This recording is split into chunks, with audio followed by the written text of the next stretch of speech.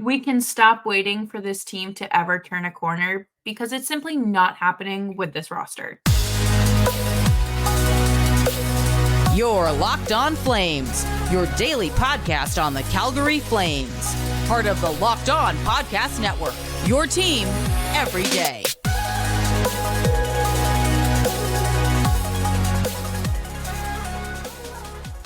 Hello, everyone, and welcome to today's episode of Locked On Flames. As always, I'm your host, Jess Belmosto, and thank you so much for joining me here today. Today's episode is brought to you by Game Time. Download the Game Time app, create an account, and use code LOCKEDONNHL for $20 off your first purchase. Today, we are going to be talking about the takeaways from the game against Minnesota and what they can carry over not just into tomorrow's game against the Lightning, but throughout the remaining 40-something games of the season, as well as this. We got to let go of the hope. We have to just kind of accept reality. And of course, because it is Friday, we are going to name our winners and losers of the week. But before we dive into all of this, make sure you're subscribed to Locked On Flames wherever you're getting your podcasts, and of course on YouTube as well. We're here for you 5 days a week. Happy to be here for you and hopefully be your number one Flames podcast. One of the most infuriating parts of last night's game was the allowed goal, the Matt Zuccarello goal during the shootout, because that goal was disallowed in the game again in Toronto, I believe it was last week, and they lost on I guess a missed call or I don't want to call it a technicality because it's not. That was a clear double tap sort of thing, and Vladar got a piece of it. So the puck stopped. And it was just really frustrating because it felt like, okay, that was the first goal. The Flames can do whatever they can in this situation, and we know that they're just going to come up short. And that they did. Is Ryan Huska trying to build Huberdeau's confidence by putting him in a shootout to allow him that opportunity to score a goal? Maybe. Was it the right decision? No. He completely whiffed. I don't know where he was shooting that, but it certainly was not in the right zip code. And now this isn't deploying Nick Ritchie level of bad, but it's along the same spectrum, I would say, because choices, we all have them. We certainly all made some. I really don't know what the Flames can do with Huberdeau. I don't. And that makes me so upset to say, because everyone was so excited to have him in Calgary. And it was deserved, He's had a fantastic career up until this point. So I don't think that fans should be berated or haha, told you so about this, because it wasn't supposed to happen like this. This wasn't going to be Huberdeau's impact and legacy in Calgary by any means. And I've seen some people saying, oh, well, maybe they should healthy scratch him. Maybe that'll do something. And it's like, there is absolutely no way you're winning this situation. This is a lose-lose situation. Either you have him out on the ice making mistakes or missing chances, or you have $10.5 million sitting in the press box and you're back in national headlines. So you decide. On the brighter side, Yegor Sharangovich is so fun to watch. And Blake Coleman as well. And Blake Coleman had that power play goal in the first period, I believe. And then, of course, Sharangovich had a second goal later on to tie it up. And when I tell you my jaw dropped when I saw him score on the shootout, I mean it. My jaw was just on the floor and I was laughing because I was like, oh, yeah, no, that adds up. That seems right. I thought it was filthy. I love his shootout technique, blueprint little thingy that he has, because it works. every time. The nice little fake and then going to the other side, keep it up. But I don't know if we can celebrate scoring a power play goal when you are playing the worst penalty kill in the league. I feel like that is just celebrating the bare minimum, but also maybe that's what you need to do to get by as a Calgary Flames fan, because there's really not much to be celebrating or looking forward to because this team does not know what they're doing. But a goal is a goal, kept them in the game, and you know what? They got a point.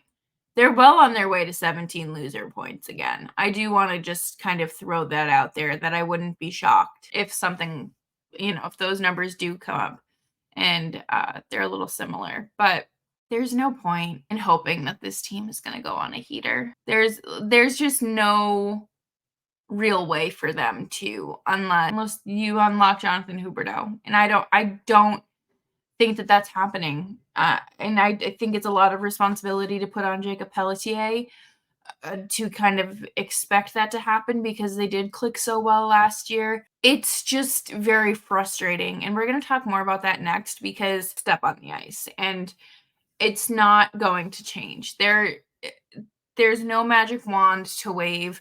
There's no script writer that's going to come in and save the day.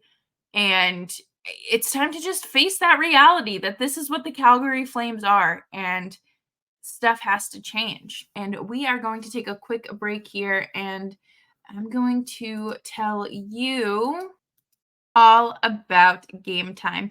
If you are looking for the perfect gift for the sports fan in your life, look no further. Game Time is the perfect app to use when you are looking to buy tickets to a sporting event, music, concert, theater, comedy, whatever the case may be.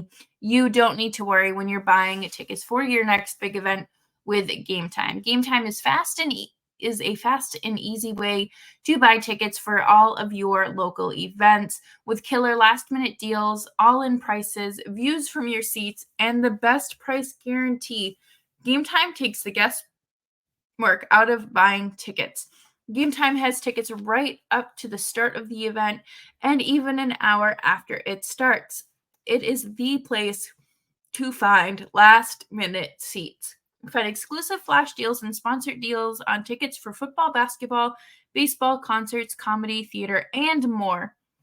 And with zone deals, you pick the section and Game Time picks the seats for an average of 18% savings. And with the Game Time guarantee, that means you'll always get the best price. If you find tickets in the same section and row for less, Game Times will credit you 110% of the difference. Take the guesswork out of buying tickets with Game Time and secure those tickets for the biggest sports fan in your life. Download the Game Time app, create an account, and use code LOCKEDONNHL for $20 off of your first purchase. Terms apply. Again, create an account, redeem code LOCKEDONNHL for $20 off your purchase. Download Game Time today. Last minute tickets, lowest prices guaranteed. Thank you, everyone, for tuning into today's episode of Locked On Flames. As always, I'm your host, Jess Belmosto, and make sure you're subscribed wherever you are getting your podcasts. One of the infuriating things about being a sports fan is that you just hope that luck is on your side. And you're like, oh, well, it has to work out because I'm rooting for this team, so it has to work out. Luck has to be in my favor. Oh, they're going to advance to the playoffs because I root for them. And like I said before, there's no script writer. There is no one sitting in like the NHL league office right now penning the Flames story and the remainder of their season. They are doing that themselves. They write their own story, and they're not writing a very good one. This one would be in the same section as like Goosebumps because of how scary it is and how much of a horror and freak show it is. This team, like I said, it's like Groundhog Day anytime they step on the ice, because you know what you're going to get, but you don't know if them playing dump and chase hockey is going to exhaust the opponent and they come out win and they look like true underdogs, or if they are just going to poop all over themselves. And the vindication of them winning feels so good because you're like, yes, they're doing it. They're so, they're capable of winning. And it's like, yeah, no one's going to lose all 82 games in a season and no one's going to win all 82. Let's not, again, sell ourselves some sort of fantasy here. And the highs with this team are never like, we're going to the Stanley Cup final.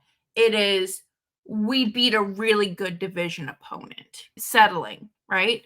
And the lows are, Jonathan Huberdeau not playing well, Rasmus Anderson getting suspended, Flames losing the way that they did the last game against Minnesota, as well as the Devils, like just continuously losing in overtime, losing those 1-goal games, those 17 overtime losses. You are not like, there's no real way to convince yourself that this is going to get better without believing in this fantasy that this exact roster is going to fix that. And they've been riding with this roster for 2 seasons now, and almost 3 if you can't even count in 2021-22 because that season was a complete anomaly and everyone was overproducing. But it's frustrating, right? Because you want to believe that this team that presents themselves as these underdogs, as these scrappy misfits that are coming together to win hockey games and to go out there and give all their grit, that you believe they're going to win, right? You think, okay, like they're talking the talk, walking most of the walk, but they can't do it. They can't do it because there is no one on this team that is a true significant game changer, and they can't afford to bring a game changer in. You cannot go out there and bring in an $8 or $9 million forward. That's not happening. And it's unfortunate because there could be better days with this roster and with, this core that they have. But because of all the expensive contracts and money they have tied up, it's not going to be possible. And I'm sorry, the Flames are not signing any superstar free agents. That's not going to happen. These contracts, again, like, they're not movable. And Craig Conroy really has to figure it out because this roster has shown you everything that they can give you. And the fact that people are still holding on to, like, oh, they can do it. What can they do? What is it that they can do? Because it's not the fact that they're going to go out there and win a Stanley Cup. And I understand that that's like an unrealistic goal for a team that makes the playoffs every other year. But this team needs new parts. It needs new parts. They need a better top line center. They need someone that can shoot the puck. They need someone that can complement Huberdeau. I am tired of waiting. The scriptwriters, they're not on strike anymore. So if there was someone writing the script, they'd be back to work. They would be doing something about this. The blame of Daryl Sutter, or the blaming of Daryl Sutter for Jonathan Huberdeau's lack of success last year, is still valid. I'm not walking that back 100%. I refuse to walk that back because we've seen Jacob Markstrom play well. We've seen Dan Vladar play well. When players are playing on their correct side and not their offside, they look fine. This isn't some sort of what's the word I'm looking for? Revenge thing against Daryl Sutter. Like, the team was just no longer responding to his ways, and his ways clearly weren't working. And not everyone responds to the hard-headed coach that's old-fashioned and will shade you in post-game interviews by saying he doesn't know your number, or he didn't play like it was his 500th game, or things like that. It's very unfortunate that Daryl Sutter's methods turned that way when it was really about getting the most out of your players. And I feel like he was able to get so much out of Gaudreau and can really that entire roster, but he couldn't do it last year. He was not able to. And it's because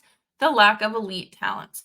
This team cannot afford to bring in a player that will complement, I almost said Gaudreau, Huberdeau, that will complement some sort of scoring ability. No one with a nasty shot that is lethal and that can change a game with 1 or 2 goals and late in the second period or third period. Like there, Craig Conroy has to figure this out. Okay, I don't know what's going on with the power play still. Mark Savard, you were supposed to fix this, and now it just looks like Squidward or Patrick rather, when he has that plank of wood nailed to his head, because there's nothing. It is not making any sense. And I think that Matthew Coronado needs to be brought up and to be given minutes on the power play. I think that is truly the case. Needs to happen. I am so tired of, let the kids play. We want to see the kids play, and then put Dylan Dubé, who has been horrific this season, over guys that should be proving themselves at the NHL level because they haven't been given a true opportunity. It drives me bonkers. And we're going to talk more about some winners and losers of the week coming up next, because it's Friday. We need to end the note with some, I don't want to say negativity, but some fun. We need to vent. This podcast is a safe space for everyone to talk about how much this team frustrates them and why we continue to watch them. I haven't figured it out. I'm still waiting for common sense to kind of slap me in the face, but the one thing I do love is the fans. The fans are incredibly passionate, and you make this job fun. But before we dive into the winners and losers of the week here, we are going to take a quick break, and we will be back right after this. As the weather gets colder, the NFL offers stay red hot on FanDuel. Right now, new customers get $150 in bonus bets with any winning $5 money line bet. That's $150 if your team wins. If you've been thinking about joining FanDuel, there is no better time to get in on the action. The app is super easy to use, and there's a wide range of betting options, including spreads, player props, over-unders, and more. My favorite part about the app is that it's super easy to navigate, and you can get cashed out instantly. So visit fanduel.com/lockedon and kick off the NFL season. FanDuel, the official partner of the NFL. Thank you, everyone, for tuning into today's episode of Locked On Flames. As always, I'm your host, Jess Belmosto, and you can follow me on X at Jess Belmosto. When I look, so if you're new here, hi, hello, welcome. Fridays are winners and losers of the week. Where I talk about, doesn't have to be hockey related. It does not have to be. All it has to be is great or bad. Winners and losers of the week. They separate themselves by different ways, in different ways. And I am so happy to share. My winner of the week is Steven Stamkos. I knew that the Lightning were kind of off to like a tough start and kind of have faltered this season, especially with Vasilevsky being out to start the season. Does anyone want to tell me that Nikita Kucherov has 50 points in 28 games or something like that? That's absolutely bonkers, okay? I went to look up some stats, and I was blown away. And then you have Steven Stamkos, who had a 4-goal game on Thursday night against the Edmonton Oilers. They ended up winning 7-4, and this was Stamkos's first 4-goal night for the first time in his career. That is incredible, especially considering, this is a contract year for him. This is something that obviously he needs to boost his confidence, because by the sounds of things, it kind of sounds like things have kind of been a little tough for him. Not Ovechkin tough, but borderline, old men crisis. That's He has 30 points in 28 games. Do the Flames even have 30 points combined? I'm just kidding, I promise. You gotta laugh about this stuff, guys. It's a tough world out there. Gotta just chuckle and make jokes when you can, right?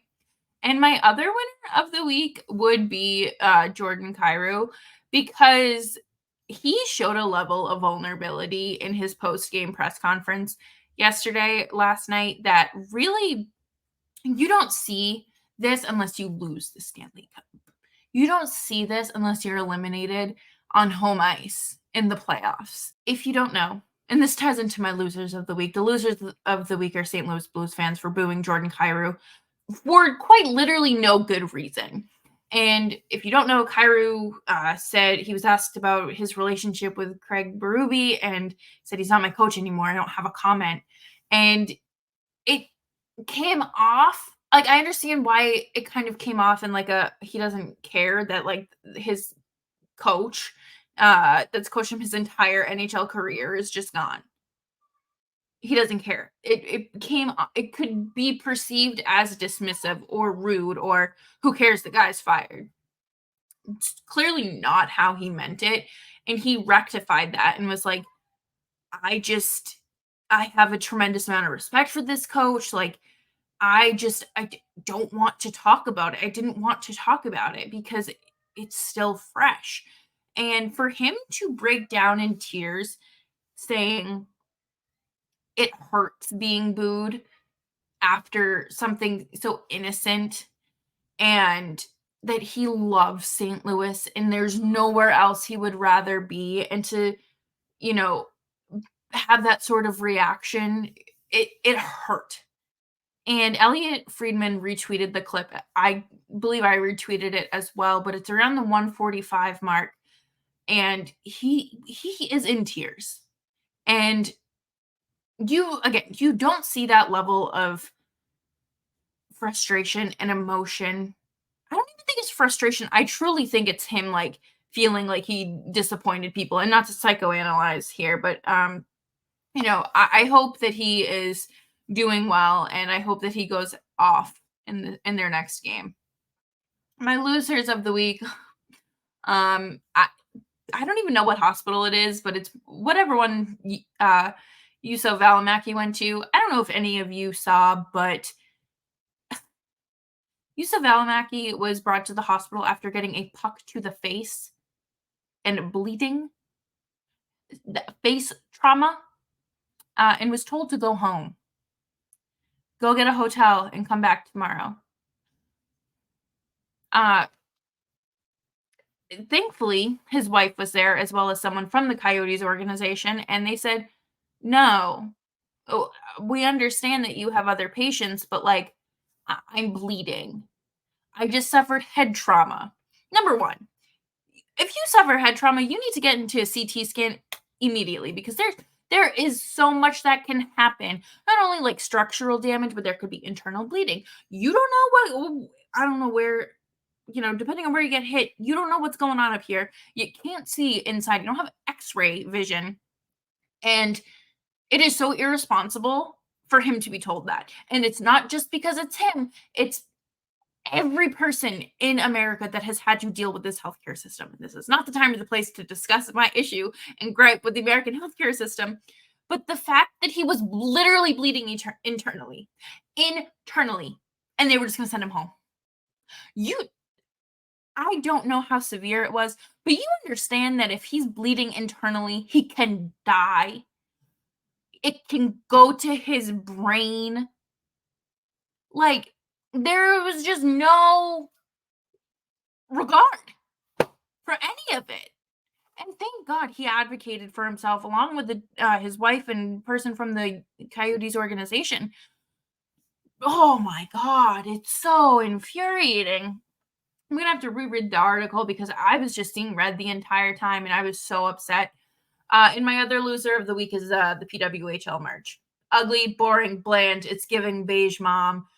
Like you don't want any color in your child's life. Why does Minnesota and Montreal have the same shirt with an M on, like, in like the saddest color of beige? Disappointing. Not to mention their sizing choices only going up to an extra large. I guess, they continue to alienate fans and they're doing a really good job of, this first year being what it is. And we're just gonna keep it moving, I guess, because this is what the players wanted. They wanted one league, and that's what they got. That's what they got. So, make sure you're subscribed to Locked On Flames wherever you get your podcasts and, of course, on YouTube as well. We are here for you Monday through Friday, and I am happy to be your go to Flames podcast. Stay safe this weekend, stay warm, stay dry, put on chapstick, and go Flames.